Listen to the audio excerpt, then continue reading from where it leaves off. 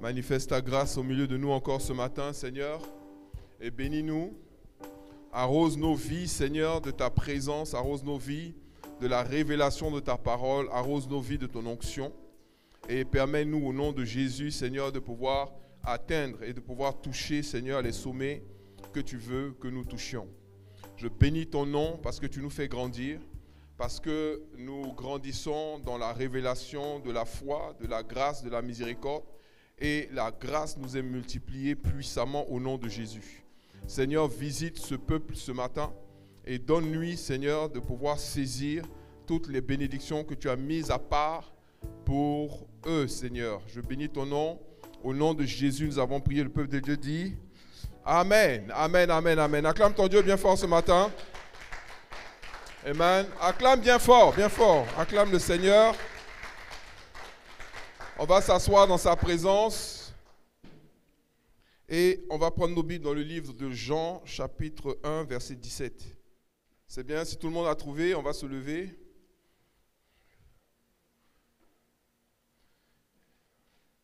Et on va le lire ensemble comme un seul homme. Jean, chapitre 1, verset 17. C'est bon? 1, 2, 3. Car la loi a été donnée par Moïse. La grâce et la vérité sont venues par Jésus-Christ. On répète. Car la loi a été donnée par Moïse. La grâce et la vérité sont venues par Jésus-Christ. Amen. On va s'asseoir dans sa présence. Amen. Comme je vous ai annoncé ce matin, le Seigneur m'a vraiment mis à cœur d'explorer encore d'autres profondeurs de la foi. Vous savez que c'est un de mes sujets de prédilection. Mais il m'a dit, je vais vous emmener à une autre dimension de foi. Une dimension encore plus excellente. Amen. Et donc il a commencé à vraiment me montrer des choses. C'était un temps extraordinaire dans sa présence. Et c'est vrai que j'ai parlé de Winning Faith, mais je pense qu'il y aura vraiment beaucoup de sujets sur la foi, Winning Faith, mais aujourd'hui, je pense que ça sera plutôt Saving Faith, c'est-à-dire la foi pour le salut. Alléluia. Et la Bible, il faut que nous sachions une chose. La peur et l'accusation, ce sont les armes les plus dévastatrices du diable. La peur et l'accusation. C'est le premier sentiment que l'homme a ressenti lorsqu'il s'est éloigné de Dieu. La peur. Et ensuite, le diable n'a cessé de l'accuser. La Bible, en parlant de Satan, dit, il est tombé, votre ennemi, le diable, celui qui vous accusait devant Dieu jour et nuit. Donc le diable est le champion de l'accusation et la peur est un boulevard pour lui pour entrer dans la vie des gens. Mais ce qui est bizarre, ce qui est malheureux, c'est que aujourd'hui, depuis que le monde est monde, toutes les religions, je dis bien toutes les religions, se sont bâties sur la peur et sur l'accusation. Toutes les religions. Même la religion à laquelle certains disent qu'ils appartiennent, moi je ne dis plus. Vous savez, quand on me demande si je suis chrétien, je dis, moi franchement, je ne suis pas un religieux. Je suis chrétien parce que quand je dis je suis chrétien, c'est comme une boussole pour dire un peu aux gens que je crois en Jésus. Mais même ça là même, c'est-à-dire chrétien dans le sens religieux du terme, c'est pas ce que Jésus est venu nous enseigner. Jésus n'a pas dit vous êtes des chrétiens. Hein. Jésus n'a pas dit allez faire des nations des chrétiens. Chrétien est venu, c'était une déformation, c'est des gens à Corinthe qui ont commencé à appeler les disciples des chrétiens. Donc c'est comme si en fait on avait un peu bifurqué de ce que Jésus voulait, c'est-à-dire qu'au lieu d'être des disciples chrétiens. Donc Normalement, quand on te demande en quoi tu crois, qui est-ce que tu es, ce que tu penses, tu dis non, moi je suis un disciple de Jésus. Alléluia. Disciple de Jésus, c'est plus clair, c'est plus net, c'est plus engageant que de dire je suis un chrétien. Pourquoi? Parce que le christianisme, dans sa version religieuse, il faut savoir que une des premières religions chrétiennes, sinon la première religion chrétienne, c'est la religion catholique. Okay. Ce que beaucoup appellent la plus grande secte du monde.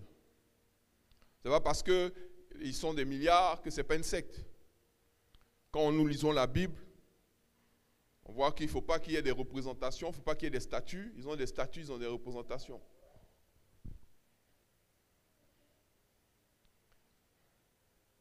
La Bible parle de gens qui s'habillent, qui sont des disciples de Jésus par la transformation de leur cœur, pas par le fait de porter des toges ou des robes ou des jupes avec des tapettes, des trucs comme ça. Tout ça, c'est pour influencer un peu les gens visuellement. Tu ne feras pas de représentation taillée des choses qui sont dans les cieux, sur la terre, sous la terre, mais il y a des représentations de ce qui est dans les cieux, sur la terre, sous la terre. Mais il faut comprendre que cette religion, qui est la religion catholique, est née après le réveil. Il y a eu d'abord un réveil spirituel dans l'Église, avec les apôtres, avec les disciples à Jérusalem, qui a grandi, qui s'est développé, qui a touché une bonne partie de l'Europe. Et quand ils sont arrivés à Rome, la première des choses que les Romains ont voulu faire, c'était d'empêcher le réveil de pouvoir se manifester. Pour ça qu'ils prenaient les disciples de Jésus, et c'est là qu'ils ont inventé le signe du poisson, ce qu'on appelle le itus. C'est comme ça que les disciples de Jésus arrivaient à se reconnaître. Vous voyez, je ne vais pas dire chrétiens. Je parle de disciples de Jésus. Ils ont commencé à mettre des itus dans les rues pour que les gens sachent où est-ce qu'on prie, où est-ce qu'on enseigne et ce genre de choses. Et je vous assure que les disciples de Jésus ne voulaient pas être forcément reconnus par leur habillement, mais plutôt par la foi qu'ils manifestaient. Parce qu'en ce moment-là, Dieu faisait des choses mais extraordinaires au milieu d'eux. La Bible nous donne par exemple un exemple de Pierre, qui a été arrêté, jeté en prison. Lorsque l'Église les disciples de l'Église s'est mise à prier pour lui, pendant qu'ils étaient encore en train de prier, un ange allait libérer Pierre qui est sorti de la prison et qui est venu taper à la porte de la maison dans laquelle ils étaient en train de prier pour lui. Et ça, ce n'était pas des démonstrations de puissance, de foi, d'une vraiment exceptionnelle. Je ne sais pas de quoi nous parlons. Mais continuons. Cette religion est née d'une décision politique. C'est l'empereur Constantin qui a décidé, comme il n'arrivait pas par la force à empêcher l'évangile de progresser, d'avancer et à des gens de devenir les disciples de Jésus, ils ont dit, on va procéder autrement. On ne peut pas empêcher ce message-là de pouvoir partir dans le monde entier. Donc, on va assimiler l'Église à notre système. C'est comme ça que l'Église a été... Constantin s'est converti, l'empereur romain s'est converti, et puis il est devenu donc... Il a créé l'Église catholique romaine. Okay? Donc, pendant des milliers d'années, on n'enseignait plus l'Évangile en hébreu ou en grec, mais c'était enseigné plutôt en latin.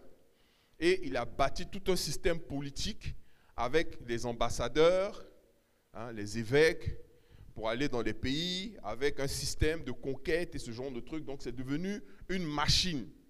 Mais une machine qui était basée sur quoi? Sur la peur et sur l'accusation. La peur de quoi? La peur d'aller en enfer. Et maintenant on te dit, donc tu vas aller en enfer, sauf si tu prêtes allégeance à notre religion. Si tu te soumets à notre religion. Et c'était la même chose pour toutes les sectes. Quand vous étudiez les sectes, quand vous voyez les sectes, vous vous rendez compte en fait que 100% des sectes sont basées aussi sur la peur et sur l'accusation. C'est-à-dire le monde entier sera détruit. Notre prophète, lui, il a reçu un message de Dieu. Et tous ceux qui le suivent, eux, ils seront sauvés. Est-ce que vous me suivez? Mais moi, ce que je trouve, et ce que Dieu m'a montré, de toute façon, c'est dans la parole, on vient de le lire, ce que je trouve assez spécial, c'est que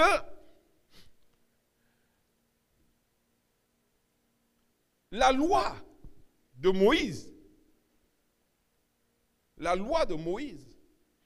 avait aussi pour objectif de susciter dans le cœur des gens la peur.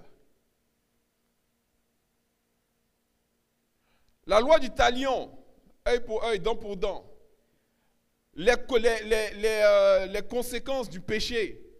Si un homme fait ci, on fait ça. Si un homme fait cela, on lui fait ceci. Il aura ci, il aura ça.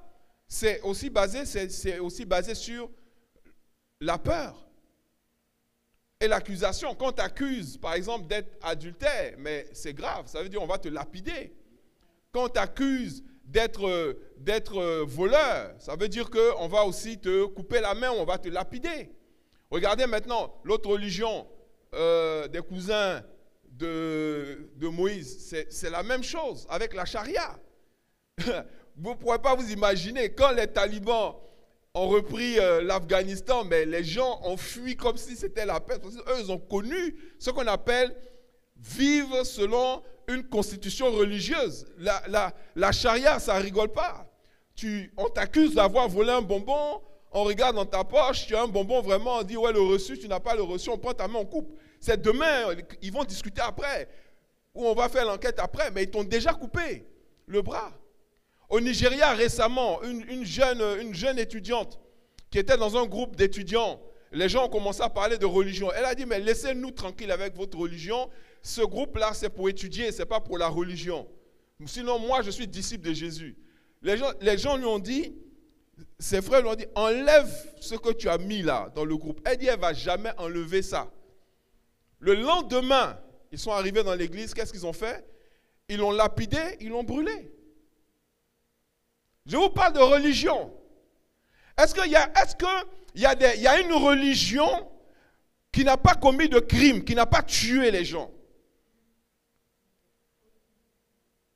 Regardez, l'église catholique, ils ont créé ce qu'on appelle des inquisiteurs, qui allaient dans les maisons et puis une fois qu'ils arrivent, ils disent ici, c'est des sorciers. En réalité, quand vous étudiez même, c'est les premières heures là, vous vous rendez compte en fait que les gens qu'on appelait des sorciers, c'était des gens qui parlaient en langue. Tu parles en langue, on t'appelle sorcier, on t'appelle sorcier. Ils ont fait disparaître le parler en langue pendant 1000 ans sur la terre. Je vous parle de religion. Et je vous parle même de la religion dont est issu le message de Jésus. C'est-à-dire, Jésus, il est venu, les gens lui ont dit, tu es venu pour abolir la loi. Il dit, non, je ne suis pas venu abolir la loi. Je suis venu pour faire quoi? Pour l'accomplir. Mais quand tu accomplis une loi, ça veut dire que tu mets fin à cette loi et tu ouvres une autre ère, une autre voie, un autre chemin. C'est pour ça que la Bible dit, ce qu'on a lu là tout à l'heure, la loi a été donnée par Moïse. Ce qui est dommage encore, c'est que dans les traductions, encore, certains détails, je ne sais pas si c'est exprès ou bien, mais en tout cas, il y a certains détails qui n'appuient pas suffisamment ce que la parole veut dire. La virgule, là, n'a pas de sens ici. C'est en réalité, le verset dit, car la loi a été donnée par Moïse, mais, ce n'est pas virgule, mais la grâce et la vérité, comme en opposition. La grâce et la vérité, parce que la grâce et la vérité ne sont pas la continuité de la loi. La grâce et la vérité sont l'opposé, sont le changement de cette loi, sont venus par Jésus-Christ. Donc Jésus est venu apporter quoi? La vérité. Ça veut dire que Moïse n'avait pas la vérité. Oh my God. My God. Quand la Bible dit Jésus est venu apporter la vérité, ça veut dire que Moïse, lui, n'avait pas la vérité. Comme on dit, l'Ancien Testament, c'est l'ombre des choses à venir. C'est vrai que avec l'ombre, tu peux distinguer quelqu'un. Mais c'est vraiment très léger. Parce que si par exemple la personne avait des lunettes, avec son ombre, tu peux pas savoir qu'il avait des lunettes. Tu peux te tromper. L'ombre ne te donne pas la couleur de sa peau. Donc, quand toi, tu es un témoin, et tu dis tu as vu le criminel, et qu'il est passé par là, on te demande est-ce que tu l'as vu? Tu dis non, mais j'ai vu son ombre. Et on te demande est-ce que tu peux le reconnaître? Tu dis oui. Sur quelle base? Sur la base de son ombre. On te présente plusieurs personnes. Plus on te présente de personnes, plus tu as de chances de te tromper. De toute façon, même si le moins de personnes on te présente aussi, tu as des chances aussi de te tromper. Parce qu'on te dit, on a arrêté celui-là il y a 5 minutes, est-ce que c'est lui? Tu regardes, tu dis oui, c'est lui. Tu as menti. À cause de ce que tu as dit, celui-là, il va aller en prison, ou on va le tuer, ou on va lui faire du mal. Je ne sais pas si tu vois. Tu ne peux pas être un témoin fiable avec l'ombre. Or, l'Ancien Testament, c'est quoi? C'est l'ombre. Mais la vérité et la grâce sont venues par Jésus. Et il dit quoi? Ça commence d'abord par la grâce et la vérité. Pourquoi? Parce qu'on oppose maintenant la loi et la grâce. Dis à ton voisin la loi et la grâce. Ok. La loi crée la peur. Vous allez me demander, mais pasteur, pourquoi vous nous parlez de ça? Pourquoi est-ce qu'on parle de ça? Parce que Dieu veut vraiment nous bénir, je vous assure. Mais la bénédiction de Dieu qui est sans limite et qui est d'une dimension extraordinaire, on ne peut l'avoir que par grâce. Ce n'est pas la loi qui va nous permettre d'obtenir le genre de bénédiction dans laquelle Dieu veut faire marcher ses enfants. La loi ne peut pas. Tu ne peux pas par tes efforts, par la loi, par l'accomplissement de la loi y arriver. Ça ne peut se faire que par grâce. Je vous explique. Vous savez, et mine de rien, dans les églises évangéliques, nos églises, la pentecôtiste évangélique, il y a beaucoup de religieux aussi quand même. C'est-à-dire, on dit qu'on a la foi. Mais je ne sais pas si c'est par manque d'enseignement, je ne sais pas si c'est parce qu'on néglige trop l'enseignement de la parole, ou on ne veut pas connaître vraiment Dieu à travers ses révélations. Mais il y a beaucoup de choses que les gens font, pas parce qu'ils croient, mais parce qu'ils ont peur. C'est-à-dire que la même chose, le même acte que tu poses, peut être pour toi une porte ouverte vers la bénédiction, comme ça peut être en même temps la même chose, le même acte, peut être pour toi une pierre d'achoppement ou un acte de religieux. Je vais vous prendre un sujet que beaucoup aiment bien, on discute de ça et tout. Je sais que, en tout cas, dans notre assemblée, beaucoup sont fidèles. Maintenant, peut-être que tu vas comprendre pourquoi tu es fidèle. Peu importe. C'est la question de la dîme. Il y a des gens qui donnent la dîme parce qu'on leur a dit, si tu ne donnes pas la dîme, tu seras maudit. Donc, ils donnent la dîme par peur de la malédiction. Donc, sa dîme là, ce n'est pas la dîme, ce n'est pas une dîme qui sera capable de le propulser dans un certain niveau de bénédiction. C'est la dîme d'un religieux. Il y a les religieux, je vais vous dire une chose. Quand on dit la loi est venue par Moïse, Moïse, quand il envoie la loi, je vous ai expliqué dans quelles conditions. Moïse, il a rencontré des gens qui ne connaissaient pas Dieu. Vous vous rappelez, non? Que les seules informations qu'ils avaient de Dieu, c'était les histoires que Abraham a racontées à Isaac, que Isaac a racontées à Jacob et ce genre de... C'est tout. C'était leur niveau de connaissance, ça. Quand ils étaient en Égypte, c'était pas des... Ils savaient qu'ils ne devaient pas se mélanger avec les gens, mais c'était tout. Je ne sais pas si vous me suivez. Donc quand Moïse les prend, il prend des gens qui sont à un niveau de païens que vous ne pouvez même pas imaginer. Donc quand il leur donne la loi, tu ne tueras point. Tu as besoin de dire à un enfant de Dieu né de nouveau, tu ne tueras point. Tu as besoin de dire à un enfant de Dieu, tu ne voleras pas. Tu as besoin de dire à un enfant de Dieu, tu ne vas pas convoiter la femme de ton ami. quand tu commences à donner ces points, c'est ce qu'on appelle les 10 commandements là, tu es en train de parler à des hommes charnels. Or, l'homme charnel ne peut évoluer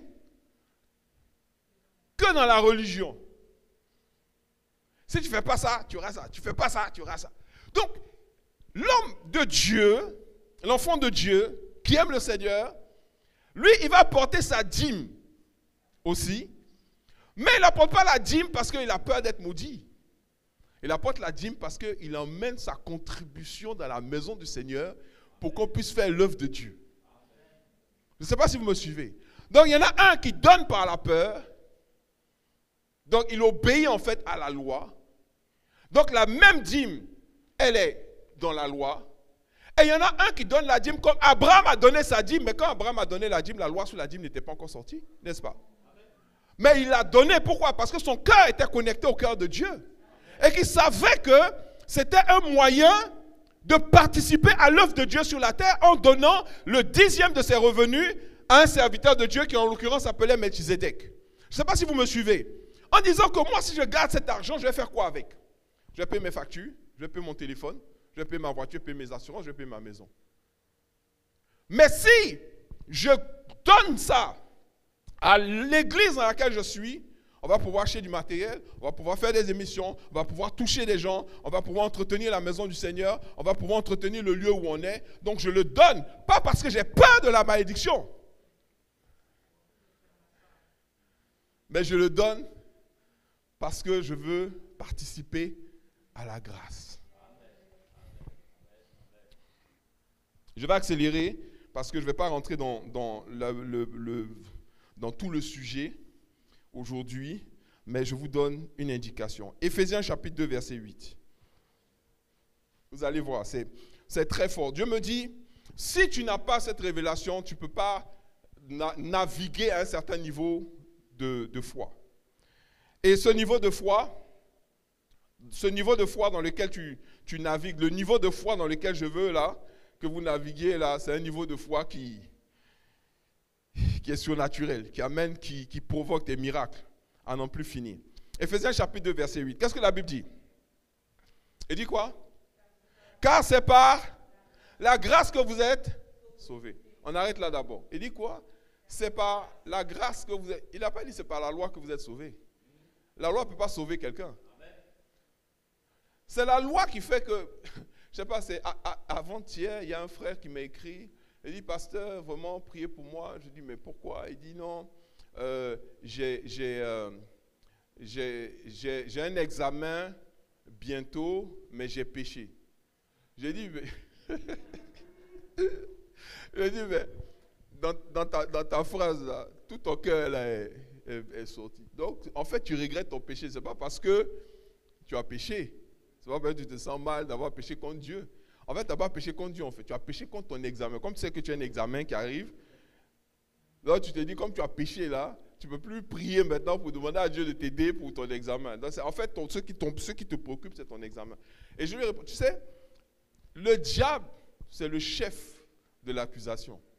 C'est-à-dire qu'il a bien entraîné le frère dans le péché. Et puis maintenant, après qu'il ait péché, maintenant il accuse. Et puis il accuse maintenant pour l'emmener à avoir peur. Peur de quoi? Peur de rater son examen. Et comme il a peur de rater son examen, il va rater son examen. Parce qu'il va aller à l'examen. Au moment où il va rentrer dans la salle, là, le diable va lui dire pécheur, pécheur. Regarde un hypocrite, pécheur comme ça. Donc toi, tu crois que quoi? Que Dieu va t'aider ici. Mais parce que le diable, c'est son travail. Il est maître dedans. La peur et l'accusation. Ou l'accusation et la peur. Et maintenant, son boulevard, c'est-à-dire par lequel il entre. Vous voyez, l'homme a péché, il a eu peur. Donc ce sont ces trois-là. Peur, péché, accusation. Accusation, péché, peur, peur, machin. Voilà la base du travail du diable. C'est sa base. On continue. Je vais vous expliquer donc pourquoi la grâce est très importante. Il dit, car c'est par la grâce que vous êtes sauvés. Ok? Et ensuite il dit quoi? Par le moyen de la foi. Et après il dit quoi? Et cela ne vient pas de vous. C'est le don de Dieu. Ok. Qu'est-ce qui est le don de Dieu? La foi? Non. Pardon?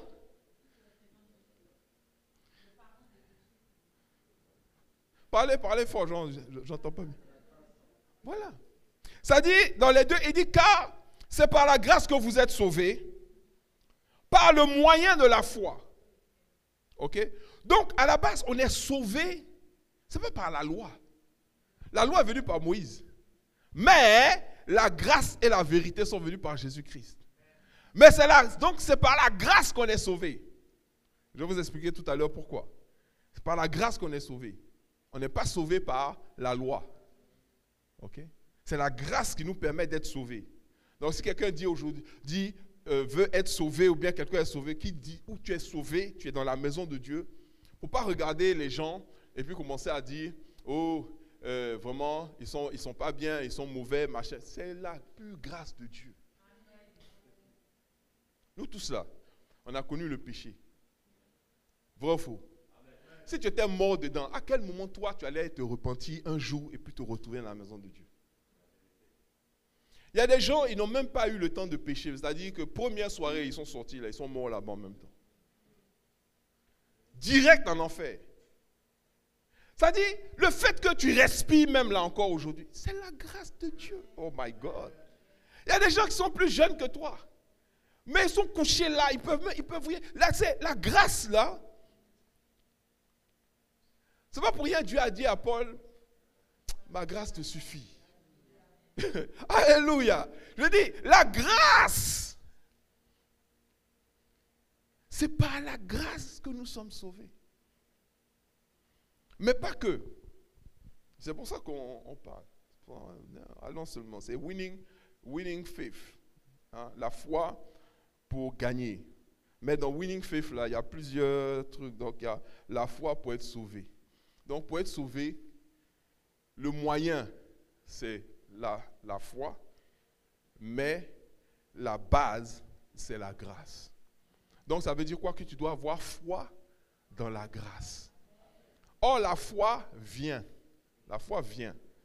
Donc, si tu ne nourris pas ta connaissance de la grâce, tu ne nourris pas la révélation sur la grâce, tu n'apprends pas à marcher dans la grâce, donc tu ne peux pas avoir la foi dans la grâce. Or, la foi dans la grâce, ça dit, on est sauvé par grâce, mais par le moyen de la foi. Ça veut dire que si Dieu te fait grâce, mais que tu n'appliques pas à cette grâce la foi, tu ne seras pas sauvé non plus. Je ne sais pas si vous me suivez. Il n'y a pas la grâce de la foi par contre. Il y a la grâce par le moyen de la foi. Mais il n'y a pas la grâce de la foi. Personne n'est né avec une foi. Ah non, lui là, quand il est né même en même temps, il a commencé à proclamer la parole de Dieu, à avoir la foi. Nous, on n'est pas né avec une grande foi. Ok? Notre foi, elle se développe. Et ça, c'est clair. Il a dit, la foi vient. Elle vient de quoi? De ce qu'on entend. Ce qu'on entend de la parole de Dieu. Donc, si tu te nourris de la grâce, de la parole concernant la grâce, ta grâce va grandir. La grâce, la foi dans la grâce va grandir. Ce n'est pas que la grâce grandit, c'est que ta foi dans la grâce va grandir. Or, comme c'est par la grâce que nous sommes sauvés, plus ta foi dans la grâce est grande, plus tu es équipé maintenant pour le salut. Je parle à quelqu'un? Donc, mais il dit, et cela ne vient pas de vous, c'est le don de Dieu. Mais ce qui ne vient pas de nous, c'est la grâce. Ce n'est pas la foi. La foi vient de nous. Alléluia. La foi vient de nous. Si la foi ne venait pas de nous, Jésus n'allait pas dire à ses disciples, homme de peu de foi, jusqu'à quand vous supporterai-je? Et puis Dieu ne dirait pas, la Bible ne dirait pas dans Hébreux 11, 6, or sans la foi, il est impossible d'être agréable à Dieu. Pourquoi? Ça veut dire que Dieu fait des combines. Il te donne la foi pour que tu sois agréable. Donc il dit, toi tu as beaucoup de foi, viens mon petit. Mais, donc si il donne la foi à ceux qu'il veut qu'il lui soit agréable, ça veut dire que la foi encore est donnée par la grâce. C'est-à-dire que la personne ne mérite pas cette foi-là. Et Dieu lui donne cette foi. En fait, la grâce, c'est ça, c'est quelque chose qu'on ne mérite pas. Je ne sais pas si vous me suivez. Hein? Je suis en train de vous perdre. Donc, la grâce, c'est le don de Dieu. La grâce, c'est gratuit. Amen. C'est le cadeau de Dieu. Le cadeau de Dieu, c'est la grâce. Et on le revoit de toutes les façons quand on lit Jean. Il dit, Dieu a tant aimé le monde. Il a tant aimé le monde qu'il a fait quoi? Qu'il a donné son Fils. Afin que quiconque croit en lui ne périsse pas, mais parvienne à la vie éternelle. Donc la grâce qu'il a faite au monde, c'est Jésus. Maintenant, tu dois appliquer ta foi à cette grâce pour être sauvé. Mais si tu n'appliques pas ta foi à cette grâce, alors tu es condamné. Donc tout est résumé là, car c'est par la grâce que vous êtes sauvés, par le moyen de la foi. Et cela ne vient pas de vous, c'est le don de Dieu. Amen. Amen. Parlons encore du salut par la grâce. Romains chapitre 3 verset 20. Parce qu'il y a des gens qui ne sont pas encore convaincus. On va être convaincus à la suite de ces lectures. Romains chapitre 3 verset 20. Il dit quoi? On peut accélérer. Romains chapitre 3 verset 20. Il dit, car nul ne sera justifié devant lui par les œuvres de la loi, puisque c'est par la loi que vient la connaissance du péché. C'est-à-dire que c'est la loi qui a donné la connaissance du péché. Avant, quand les gens commettaient l'adultère, ils ne pouvaient pas dire qu'ils péchaient. Ils ne savaient pas. C'est quand Moïse a dit, tu ne commettras pas l'adultère, là maintenant l'adultère est devenu un péché. Vous voyez, donc la loi a mené ce qu'on appelle la connaissance du péché. Or, qu'est-ce que le péché a produit dans la vie des gens? Quand Moïse leur a donné la loi, qu'est-ce que cette loi a produit dans leur vie? La peur et l'accusation. Verset 23, on lit un peu plus bas. Verset 23, il dit quoi? Car tous ont. Donc, c'est-à-dire que quand tu prends la loi, ça te condamne en même temps. Personne ici ne sort exempt de là. Hein? Car tous ont péché et donc sont privés de la gloire de Dieu. Mais la Bible dit quoi, verset 24? Et ils sont... Comment? Tu as payé? Tu as fait un virement? PayPal. Il dit quoi? Et ils sont gratuitement, quoi? Justifiés par quoi? Par sa grâce. Gratuitement justifiés par sa grâce. C'est la grâce qui nous libère des conséquences du péché.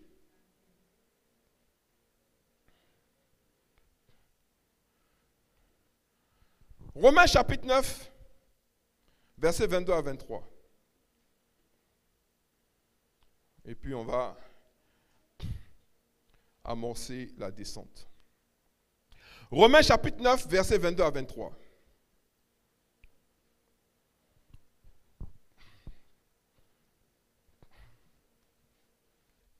Il dit, ça c'est Romains 9, Paul rentre dans des mystères.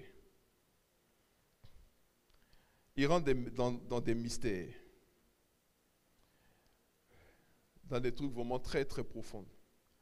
Romains par exemple, Romains 15, allez, Romains 15. Vous savez, j'aime la parole. Romains 15, il dit, car il dit à Moïse, donc Dieu parle à Moïse. Vous savez pourquoi Dieu parle à Moïse? Oh my God, my God, my God. God is wonderful. Vous savez pourquoi Dieu parle à Moïse sur la miséricorde et sur la grâce? Parce qu'en réalité, vous allez voir, il y a vraiment miséricorde et grâce. Les gens ont du mal à faire la différence, je vais vous expliquer. Dieu parle à Moïse, vous savez pourquoi? Parce que quand Moïse lui-même il écrit la loi, il dit tu ne vas pas épouser des femmes étrangères. Donc ça veut dire qu'au moment où lui-même il est en train d'écrire, lui-même il est en train de se condamner lui-même. Hello? Et puis, justement, c'est sur ça même que se sont basés son frère Aaron et puis sa soeur Myriam pour le condamner, pour l'accuser. Non, ce n'est même pas pour le condamner. Eux, ils ne peuvent pas le condamner. Eux, ils peuvent faire quoi? Ils peuvent faire le travail du diable. C'est-à-dire l'accuser. Je veux dire, le diable ne cherche pas. C'est-à-dire que quand il y a accusation quelque part, c'est le diable. S'il est le patron de l'accusation. Donc, il va maintenant passer par sa soeur pour dire, mais toi-même, tu as écrit la loi là. Toi-même, tu as écrit la loi là. Toi-même, tu es dedans. Tu as épousé 2 femmes étrangères, Séphora, et puis, hein, tu es un pécheur. Dieu dit, mais, donc, Moïse, certainement, ça l'a affecté. Et la Bible dit, Dieu a parlé à Moïse. Verset 15, Paul dit, comme si Paul était là quand Dieu parlait à Moïse. Paul dit, car il dit à Moïse, qui dit à Moïse? Qui parle à Moïse? C'est Dieu. Et il lui dit quoi? Je ferai miséricorde à qui je fais miséricorde. Je ferai miséricorde à qui je fais. Il dit, Moïse, reste tranquille. Laisse-le parler. Laisse-le parler. Je ferai miséricorde à qui je fais. Il dit, regardez, hein, il y a un mot, il dit, je ferai. Ok? Miséricorde à qui je fais miséricorde. Il ne dit pas, je fais miséricorde à qui je ferai miséricorde. Il dit, je ferai. C'est-à-dire que, en fait, en réalité, Paul rentre dans des mystères où il dit, en fait, tout est déjà fait. Il dit, c'est déjà fait. Dieu connaît la fin. Il connaît déjà. C'est des gens, les religieux, qui se fatiguent. Dieu dit, si tu veux arrêter de te fatiguer, sors de la religion. Commence à développer une vraie relation d'amour avec moi. Ne sois pas dans les calculs, non, je vais faire ci comme ça. Non. Sois dans une relation sincère, réelle, où tu bannis toute forme de culpabilité. Parce que, je vais te dire une chose, tu es déjà coupable. On est tous coupables. Il n'y a pas quelqu'un qui est moins coupable que son camarade. On est tous coupables au même niveau, car tous ont péché et sont privés de la gloire de Dieu. C'est-à-dire qu'il n'y a pas quelqu'un qui mérite la gloire de Dieu. Tous ont péché et sont privés de la gloire de Dieu. Sauf, il dit, mais nous sommes sauvés par la grâce. Continue. Il dit à Moïse, je ferai miséricorde à qui je fais miséricorde. Et j'aurai compassion de qui j'ai compassion. Regardez ce que la Bible dit au verset 16. Ainsi donc, ça dit quoi? Ainsi donc, cela ne dépend ni de celui qui veut, ni de celui qui court, mais de Dieu qui fait miséricorde. Le même mot qui est utilisé pour miséricorde à ce moment-là, c'est grâce. Amen. Mais de Dieu qui fait grâce ou miséricorde. De toute façon, il y a une discussion. On dit, mais pourquoi dans la Bible, dans certains passages, on parle de miséricorde, dans certains passages, on parle de grâce? Certains disent, la miséricorde et la grâce, c'est la même chose. D'autres disent, non, la miséricorde et la grâce ne sont pas la même chose. Je vous explique. Sur le plan de la définition, la miséricorde, c'est quand Dieu ne te punit pas comme tu le mérites. C'est-à-dire, tu as fait quelque chose, tu mérites d'être puni, et puis Dieu ne te punit pas. On dit, il te fait miséricorde. Donc, je fais miséricorde à qui je fais miséricorde. Ça veut dire, il ne nous traite pas selon nos iniquités. Ensuite, on définit maintenant la grâce comme étant, on dit la grâce, c'est quand Dieu te bénit alors que tu ne mérites pas d'être béni. Tu vois? La grâce, c'est quand Dieu te bénit alors que tu ne mérites pas d'être béni. La miséricorde, c'est quand Dieu ne te punit pas alors que tu mérites d'être puni. Donc quand tu regardes ça, tu te dis, mais ça ressemble à la même aux deux faces d'une même pièce. C'est-à-dire les deux sont collés.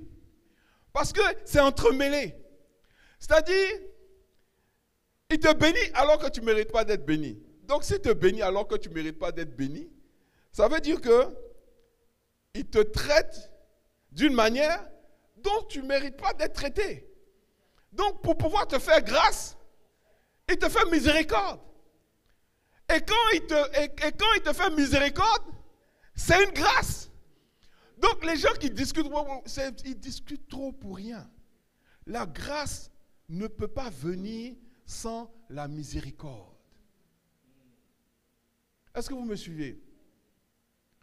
La grâce, par exemple, la grâce présidentielle, c'est quelqu'un qui a commis un crime et qui est condamné à 10 ans de prison. Et puis, le chef de l'État dit, je décide de le gracier. Ça veut dire qu'on efface son dossier.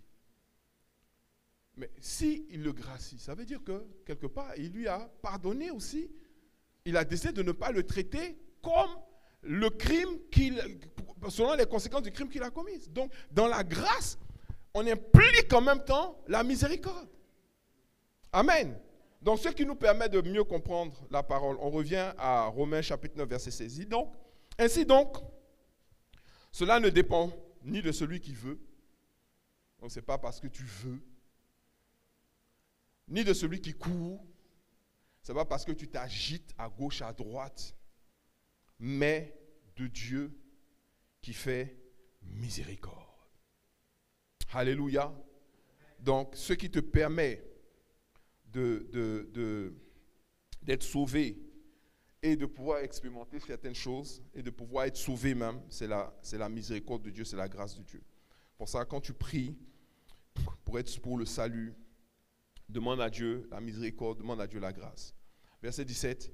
Car l'Écriture dit à Pharaon, je t'ai suscité à dessein pour montrer en toi ma puissance, afin que mon nom soit publié par toute la terre. Ainsi, il fait miséricorde à qui il veut, et il endurcit qui il veut.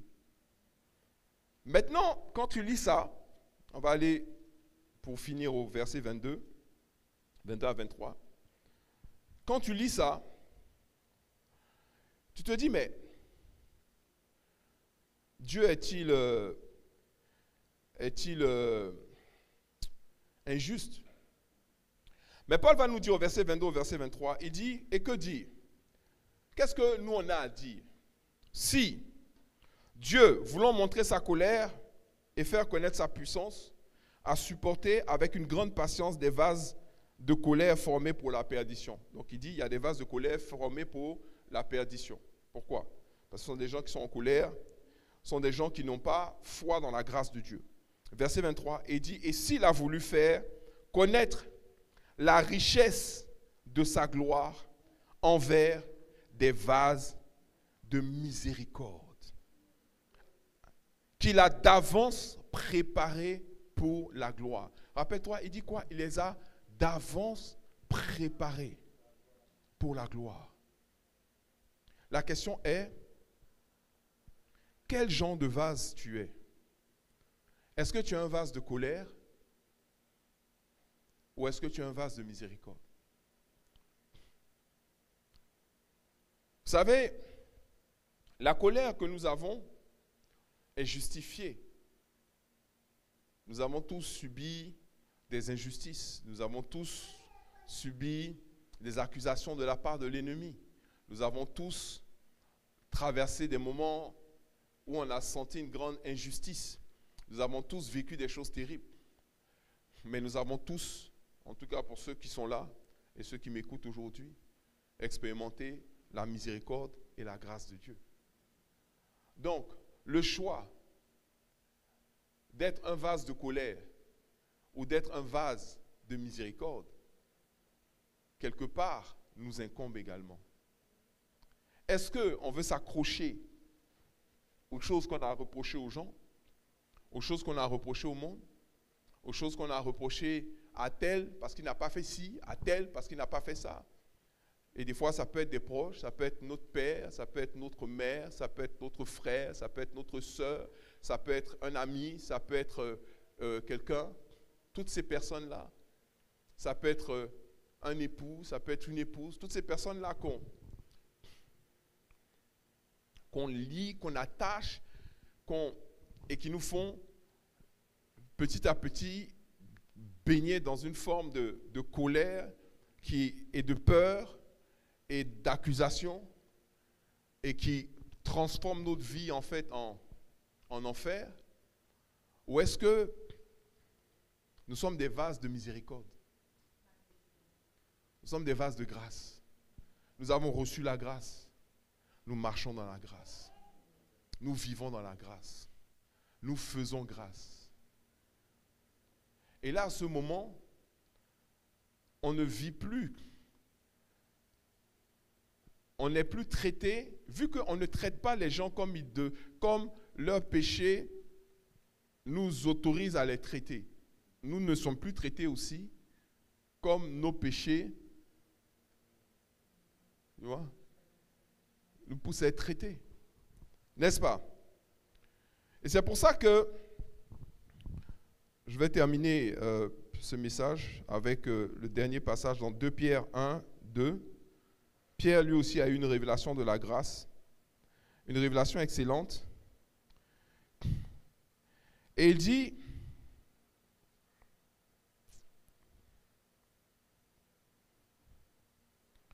« 2 Pierre, chapitre 1, verset 2.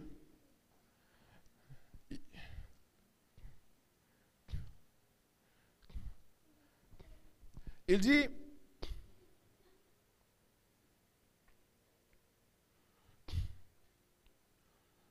que la grâce et la paix vous soient multipliées par la connaissance de Dieu et de notre Seigneur Jésus-Christ.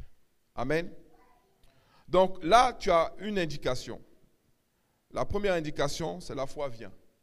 La foi vient de ce qu'on entend. Mais la grâce se multiplie. La foi vient, mais la grâce se multiplie. Ça veut dire quoi? Ça veut dire que déjà pour être là, c'est la grâce de Dieu. C'est déjà une grâce de Dieu d'avoir accepté Jésus comme son Seigneur et Sauveur. C'est déjà une grâce de Dieu de venir tous les dimanches dans la présence de Dieu écouter sa parole. C'est déjà une grâce de Dieu de pouvoir même prier une fois, enfin en groupe dans la semaine et de pouvoir prier tous les jours. C'est même une grâce de Dieu de vivre déjà. Mais il faut savoir qu'il y a des dimensions de grâce. Et la grâce se multiplie. Donc, ne dis pas, oh, Dieu m'a trop fait grâce. Parce qu'en réalité, Dieu lui-même, il est grâce. C'est-à-dire que la grâce qu'il t'a faite, il est capable de te faire encore 10 fois plus, 100 fois plus. Mais comment est-ce que la grâce se multiplie? Il dit que la grâce et la paix vous soient multipliées par la connaissance de Dieu et de notre Seigneur Jésus-Christ. Ça veut dire que plus tu connais Dieu, plus la grâce est multipliée dans ta vie. C'est pour ça que Dieu dit à Moïse, et dit, Moïse, je ferai grâce à qui je fais grâce. Qui peut douter aujourd'hui que Moïse est dans le royaume de Dieu? Il y a des gens qui doutent, même si c'est lui qui a eu la lourde tâche d'emmener la loi. Il a été un instrument puissant entre les mains de Dieu. Puissant. Moïse a fait des miracles extraordinaires. Il est l'homme qui a ouvert. C'est-à-dire, Dieu lui a dit, prends ton bâton, tape sur la mer, et puis on donne à la mer de s'ouvrir. La mer s'est ouverte, les gens ont traversé à sec. Oui, c'est l'ombre des choses à venir. Mais c'est l'ombre des choses à venir. Dieu a dit, parmi tous les prophètes là, quand je leur parle, c'est en songe et en rêve. Mais quand je parle à mon serviteur Moïse, on s'assoit face à face et on parle. Moïse a connu Dieu, mais il a connu Dieu de manière limitée. Mais Jésus est venu nous apporter quoi? La grâce et la vérité. C'est pourquoi la foi qui gagne, la foi qui nous permet d'être sauvés. La foi qui permet véritablement de voir la main puissante de Dieu dans notre vie. C'est ce que la Bible dit là. C'est la foi, c'est la grâce, mais par le moyen de la foi. Amen. Voilà la foi qui gagne. Et cette foi, elle gagnera toujours. La foi basée sur la grâce. Et non la foi basée sur la loi. De toute façon, je vous avais déjà enseigné un message un jour qui disait la loi ou la foi. C'est-à-dire que vous ne pouvez pas fonctionner dans les deux en même temps. Vous ne pouvez pas fonctionner dans la loi et dans la foi en même temps. Amen. Donc la foi qui gagne, c'est la foi qui est basée sur la grâce de Dieu. Alléluia. Alléluia. Dieu dit, je fais miséricorde à qui je fais miséricorde. Tu vas prier ton Dieu ce matin et tu vas invoquer sa grâce sur ta vie au nom de Jésus. Alléluia. Tu vas invoquer sa grâce sur ta vie au nom de Jésus.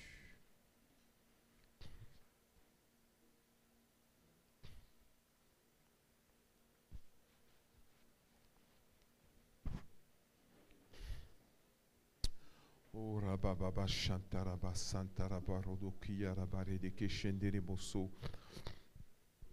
ribro sondoro boko riba shentere bre sentere ki arabasai rabakantaraba boria shendere masaka yanda. Tu vas lui demander, Seigneur, fais de moi un vase de miséricorde. Fais de moi un vase de miséricorde. Alléluia. Afin que ta grâce se multiplie dans ma vie de manière exponentielle au nom de Jésus. Que ta grâce se multiplie, que tes grâces se multiplient dans ma vie de manière exponentielle au nom de Jésus. Fais de moi, Seigneur mon Dieu, un vase de miséricorde. Oh, Massandaraba Sheke Broso Toriabakantarabas. Alléluia. La seule chose sur laquelle tu n'as vraiment pas de contrôle, c'est justement sur ça. C'est pour ça que tu peux prier. Ce n'est pas toi qui décides. Dieu dit, en ce qui concerne la miséricorde et en ce qui concerne la grâce, il dit c'est moi qui décide. Je fais miséricorde à qui je fais miséricorde. J'ai compassion de qui j'ai compassion. Je fais grâce à qui je fais grâce. La Bible dit qu'il nous fait grâce selon le conseil de sa volonté. C'est sa propre volonté. Il n'a pas de compte à rendre à quelqu'un. Alléluia. Personne n'était avec lui au moment où il était en train de créer le monde. Amen. Donc, il n'a pas à donner de compte à quelqu'un. Élève la voix ce matin. Alléluia. Et plaide ta cause. Plaide ta cause. Plaide ta cause. Plaide ta cause. La Bible déclare que Jabez a invoqué la grâce de Dieu. Alléluia. Il a crié à Dieu, le seul qui pouvait le sauver, qui pouvait le délivrer de la situation dans laquelle il était. La foi qui va gagner dans les derniers temps. La foi qui va gagner dans les derniers temps. La foi qui va surmonter les obstacles, surmonter les montagnes, surmonter les oppositions dans les derniers temps. C'est la foi qui marche par le carburant de la grâce. Alléluia. Alléluia. Alléluia. Alléluia. Remplis-moi de ta grâce, Seigneur. Fais-moi grâce. Fais de moi un vase de grâce et de miséricorde. Fais de moi un vase de grâce et de miséricorde. Donne-moi la force, Seigneur mon Dieu, de faire éclater toute forme de colère dans ma vie au nom de Jésus. Que la colère soit bannie de ma vie au nom de Jésus.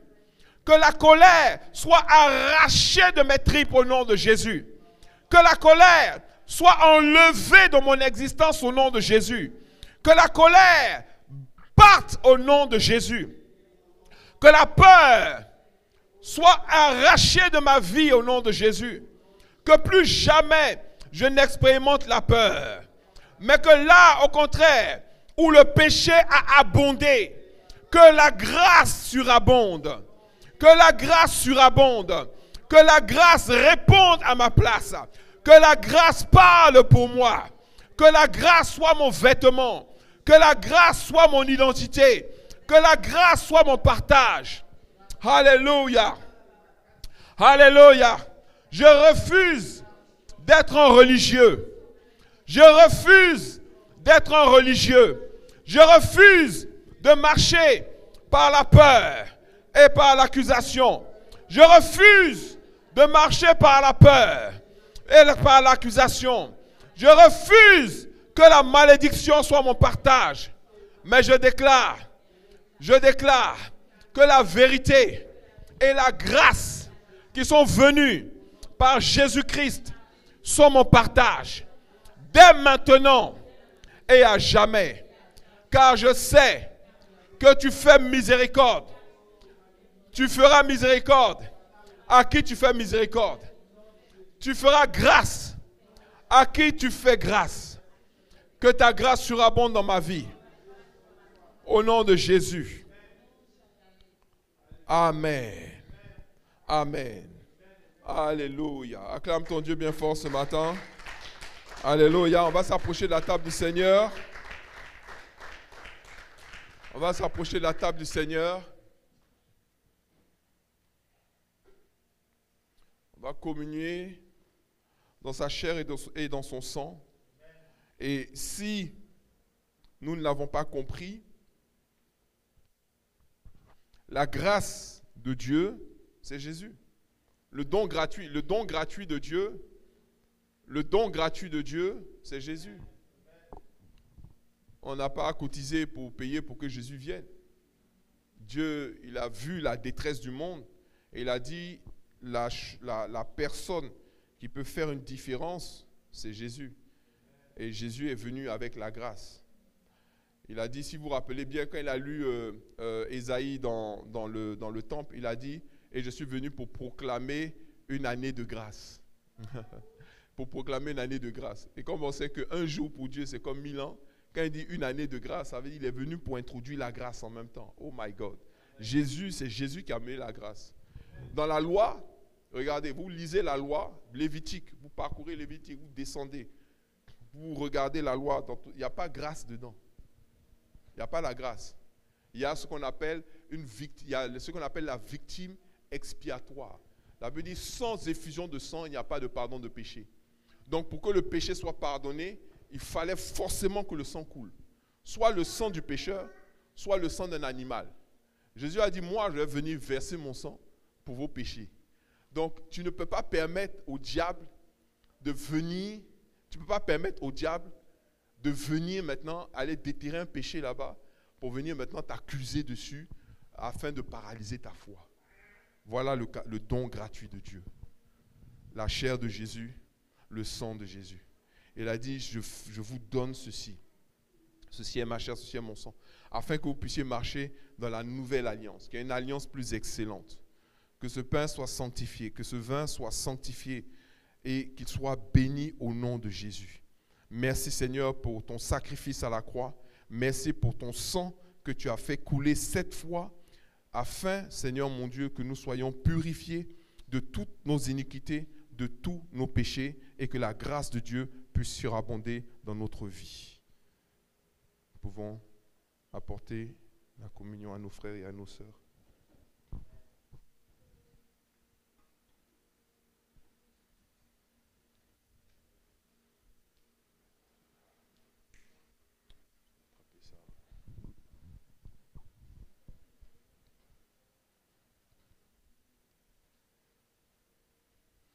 Alléluia.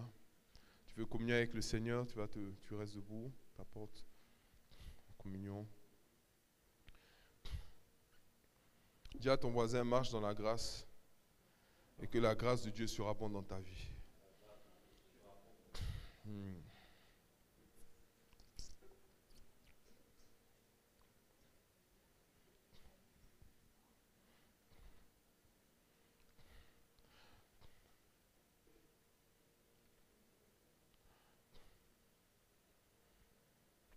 Seigneur dit,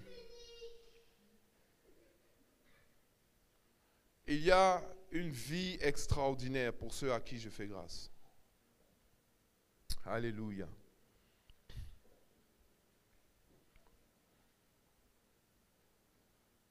Alléluia.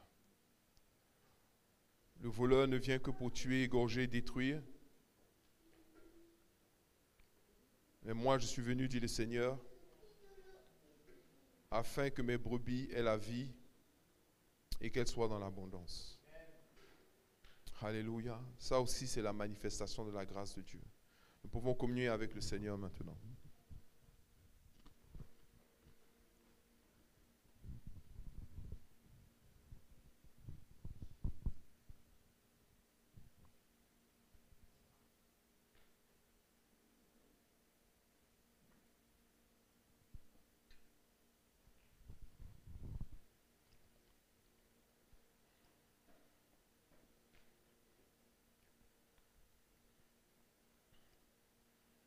Reste dans sa présence.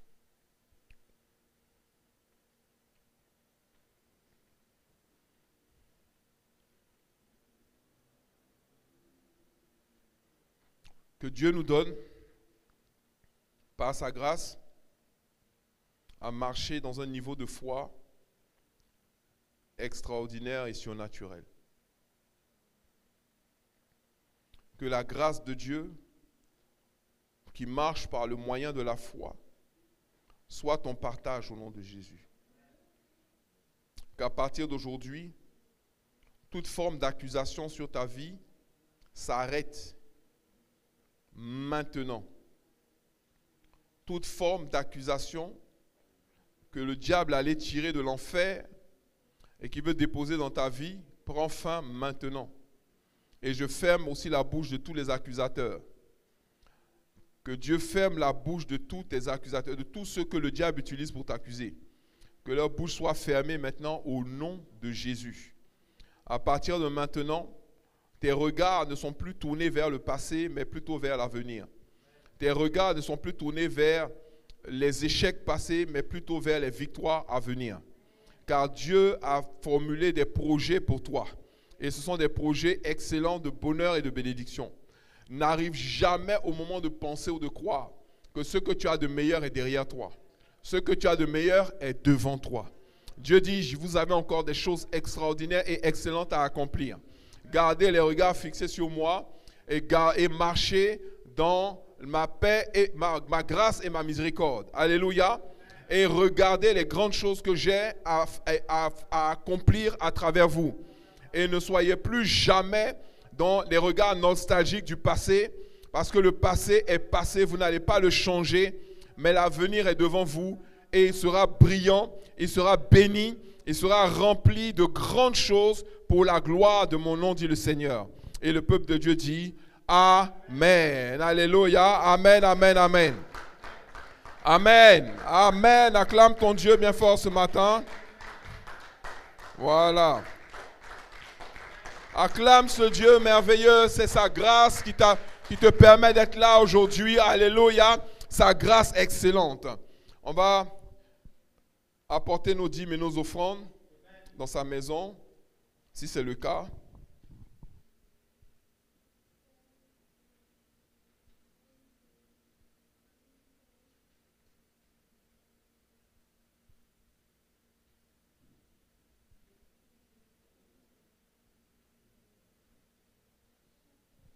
Si tu as mis à part ta dîme, tes offrandes que tu veux emmener dans la maison du Seigneur en espèces, tu prends une enveloppe. Ceux qui veulent peuvent le faire aussi par Internet, PayPal, par le lien du site.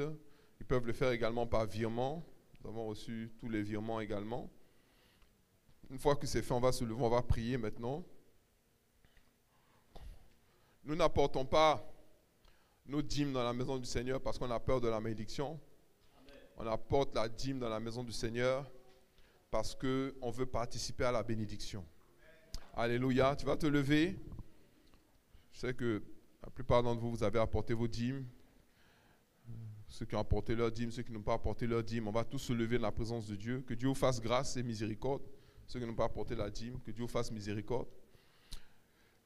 Que Dieu vous donne la force de pouvoir sortir de l'étranglement financier, de la situation financière qui vous empêche d'honorer votre Dieu, d'honorer l'assemblée dans laquelle il vous a placé. Que le Seigneur délie les liens d'opposition, délie les liens de l'esprit de pauvreté qui veut vous maintenir dans la pauvreté sans que vous ne le sachiez. Alléluia. Et que Dieu nous donne vraiment de pouvoir participer à cette abondance qu'il veut pour nous.